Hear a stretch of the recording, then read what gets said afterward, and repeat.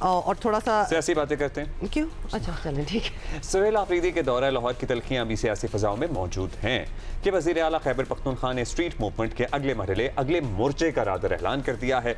कराची आएंगे जी, तैयार हैं आप लोग? कहा जा रहा है कि लाहौर में सुहेल आफरीदी के पास सियासी तौर पर लोगों को ट्रैक करने के लिए हकीकी आज़ादी के रिवायती बयानी के अलावा कुछ था नहीं।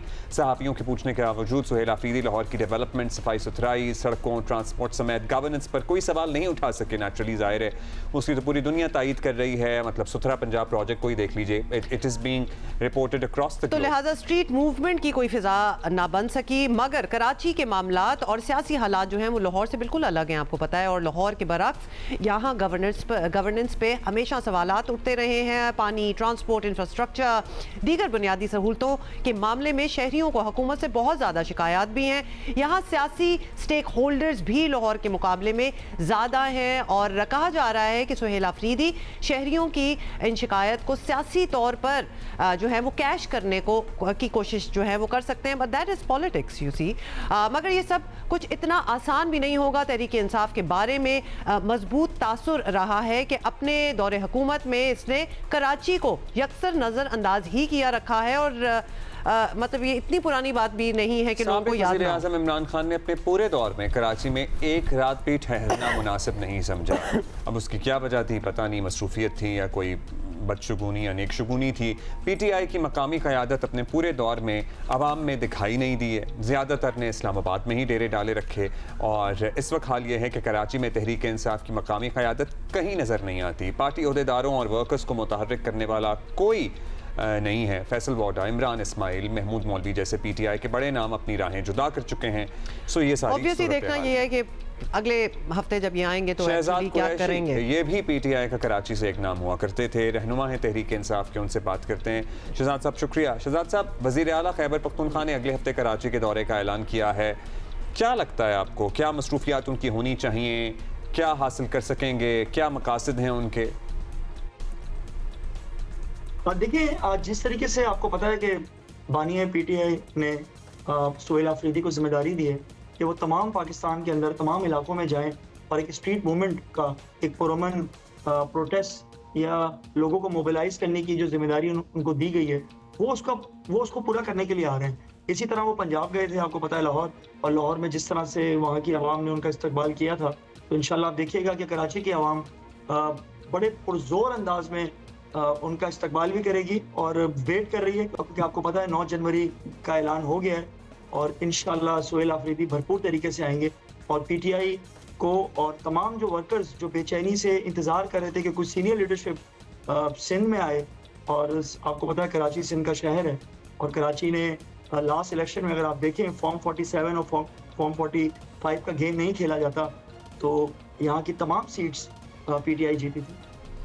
Okay got it. शहजाद साहब, ये भी बताएं कि दौरा लाहौर के दौरान और उसके बाद भी तहरीक इंसाफ और पंजाब हुकूमत के दरमियान जो बयानात का तबादला और ख़ास तौर पर ख़वातीन से मुतालिक जो ज़बान इस्तेमाल की गई, बल्कि अब तक की जा रही है, फ्रेंकली अब वो सियासत में इसकी गुंजाइश नहीं है बिल्कुल। आप समझते हैं कि कराची आने वाले वुज़रा को मोहतात रहना होगा? पार्टी का ऑब्वियसली नाम भी ख़राब हो सकता है इससे मज़ीद।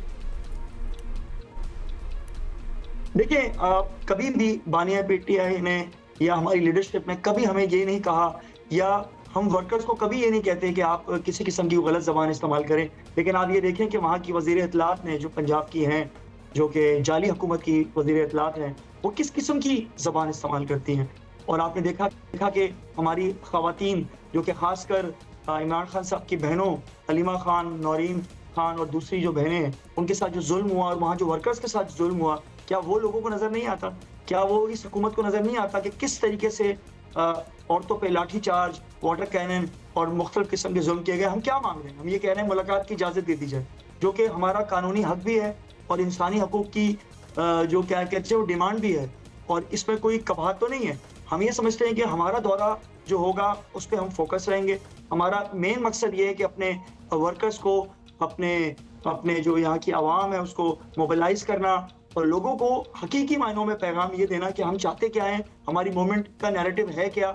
और इसके लिए मैं समझता हूँ कि जो हमारी कराची की क़यादत है वो बड़ी मुनज़्ज़म हो चुकी है और उन्होंने आज से मीटिंग्स का आगाज़ कर दिया है, और आप देखिएगा इंशाअल्लाह कि कराची में इनका भरपूर इस्तकबाल होगा। अच्छा, अब ये बता दीजिएगा शहजाद साहब, कराची पाकिस्तान का सबसे बड़ा शहर, अच्छी गवर्नेंस के लिए ज़ाहिर है लोगों को यहाँ शिकायत हैं, बहुत सारे इंफ्रास्ट्रक्चर के मसाइल हैं। इमरान खान साहब ने भी इस शहर पे कभी तवज्जो नहीं दी। कराची ने उन्हें ओवरवेलमिंग मेजॉरिटी दी, अपना एतमाद दिया, लेकिन उन्होंने कभी यहाँ एक रात भी गुजारना मुनासिब नहीं समझा। आपको लगता है कि पार्टी को लॉन्ग रन में इसका नुकसान हुआ है? मैं आपको एक चीज बता दूं, कराची ने 2013 में भी, 2018 में भी और 2024 में उससे भी ज्यादा वोट दिए, और ये इस बात का सबूत है कि कराची की आवाम जो है वो नेशनल पॉलिटिक्स को, नेशनल पार्टी को सपोर्ट करती है और इमरान खान को, पीटीआई को सपोर्ट करती है। और दूसरी बात मैं आपको बताता चलूं कि फायर टेंडर्स, नस्तर पार्क रोड, मुख्तलिफ किस्म की स्कीम्स, हालांकि 18वीं तरमीम के तहत ये मुकम्मल सिंध हुकूमत की जिम्मेदारी थी, उसके बावजूद इमरान खान साहब खुसूसी दिलचस्पी लेते थे कराची के हवाले से। लेकिन अफसोस है कि 18वीं तरमीम के बाद जिस तरीके से कराची को लवारे छोड़ दिया गया, और अभी आप देख सकते हैं कि 17 साल से सिंध गवर्नमेंट की हुकूमत है और क्या हालात हो चुके हैं। ना यहाँ अमन अमान है, ना यहाँ पर कोई इंफ्रास्ट्रक्चर है, ना रोड्स बन रहे हैं, ना कोई प्रॉपर सिस्टम है। इवन गटर, जो कि एक छोटा सा एक काम है, और यहाँ पर मेयर भी है, वो भी पीपल्स पार्टी का है, और आप देख सकते हैं कि उनकी कारकर्दगी मैं आपको बता देता हूँ, सुबह दोपहर शाम एक प्रेस कॉन्फ्रेंस करना या अपने मुखालफिन के खिलाफ बयान देना बस। अगर वो काम पे फोकस करते तो आज कराची के हालात बहुत डिफरेंट हो सकते थे। चलिए शुक्रिया। आपका ये कहना है कि इमरान खान साहब बहुत तवज्जो देते थे